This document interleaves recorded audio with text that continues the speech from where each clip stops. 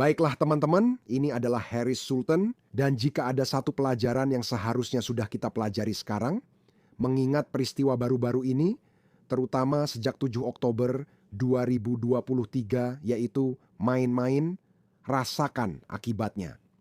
Pada dasarnya, itu berarti indoktrinasi ideologis Anda, gelembung Anda sendiri, ruang gema Anda bisa membawa Anda pada keyakinan tertentu. Namun saat keyakinan diuji di dunia nyata, Anda baru menyadari bahwa Anda bodoh. Mungkin saat itu sudah terlambat, karena Anda sudah masuk fase kedua pelajaran, yaitu menemukan kenyataan. Apa maksud saya? Kita melihat kaum kiri dan woke bersekutu dengan Islamis karena membenci peradaban Barat. Mereka begitu membenci Barat, sehingga siapapun yang bisa membantu mereka menciptakan anarki akan mereka dukung. Sekitar 50 tahun yang lalu, pada tahun 1979 hal itu terjadi di Iran. Islamis menemukan beberapa orang bodoh yang berguna di kalangan kiri, seperti anarkis, sosialis, dan mungkin komunis. Secara umum, mereka membenci westernisasi Iran meski memakai pakaian Barat. Begitulah sifat kaum kiri. Jadi apa yang terjadi?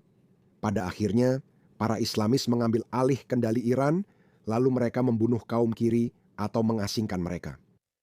Jadi, moral dari cerita ini adalah bahwa kaum Islamis selalu mengalahkan kaum komunis, sosialis, liberal, dan kiri. Namun, ada subsegmen kecil di kaum kiri yang lebih membingungkan. Bagaimana mereka bisa bersekutu dengan kaum Islamis? Ya, benar. Komunitas lesbian, gay, biseksual, transgender, queer, intersex. Oke. Saya yakin sekarang kalian semua sudah melihat fenomena yang dikenal sebagai Gays for Gaza. Lihat ini. Solidaritas queer untuk Palestina. Oke, ini terjadi pada tahun 2024. Lihat yang satu ini.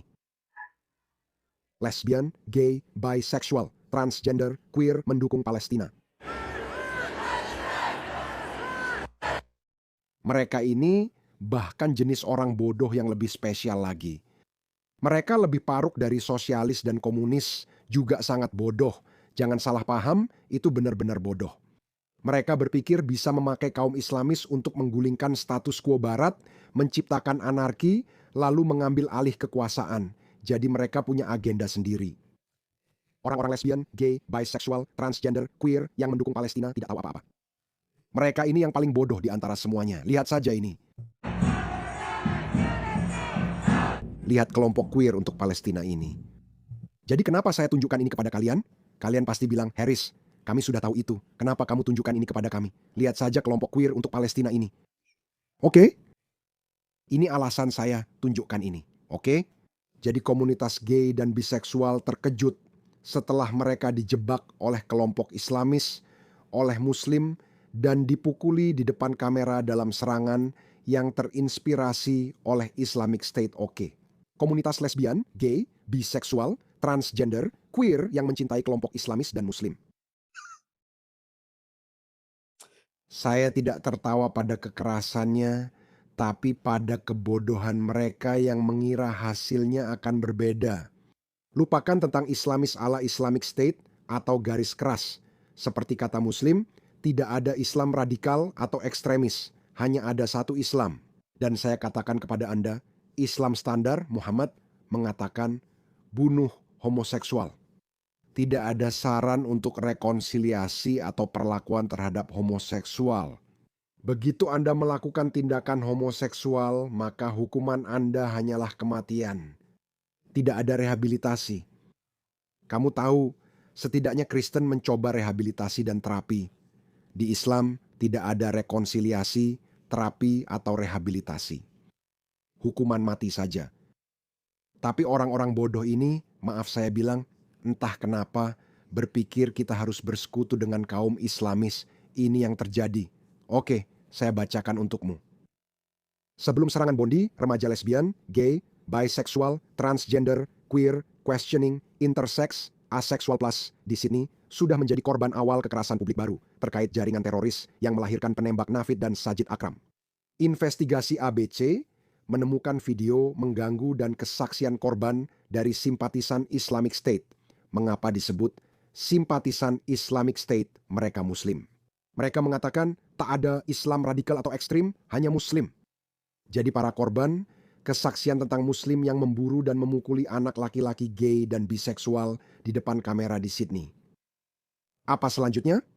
Para analis bersumpah bahwa warga Australia lesbian, gay, biseksual, transgender, queer, questioning, intersex, asexual plus adalah di antara korban yang paling mungkin dari Islam, dengan data yang mengungkapkan puluhan anak laki-laki dan pria telah dipancing secara online dan diserang di seluruh Australia oleh Muslim radikal dalam beberapa tahun terakhir.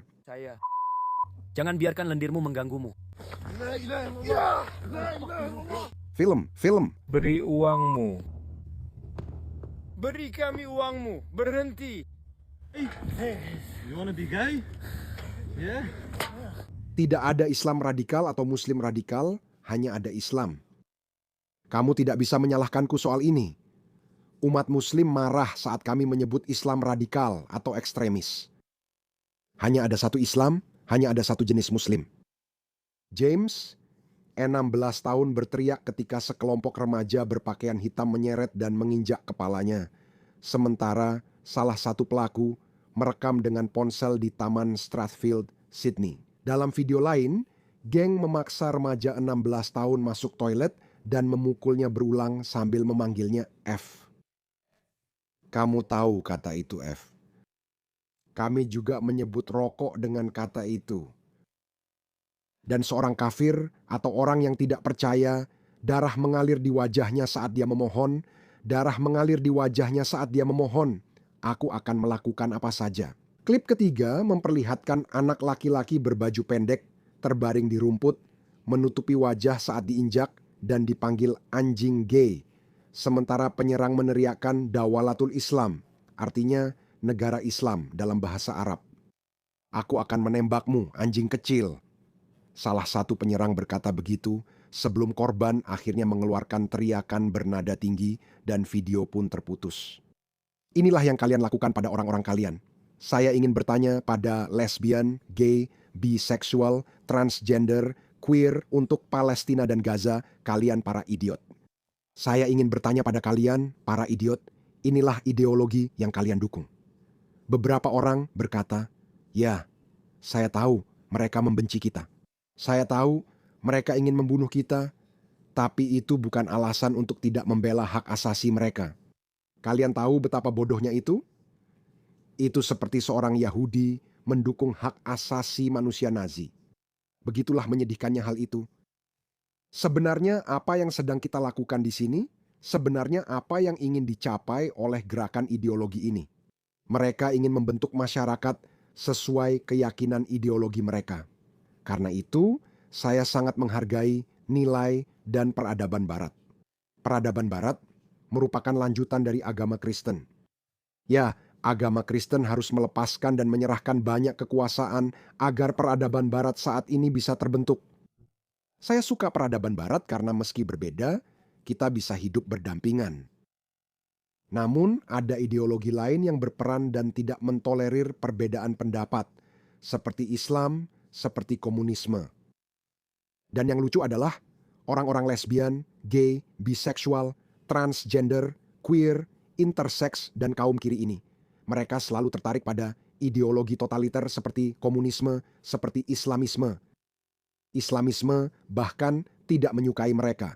Saya juga tidak yakin pandangan komunisme terhadap komunitas lesbian, gay, biseksual, transgender, queer. Saya tahu komunisme itu ateistik. Saya juga ateis, tapi saya sarankan jauhi komunisme. Itu bukan ateisme yang kita inginkan. Saya ateis, tapi tidak yakin ateis membuat masyarakat lebih baik.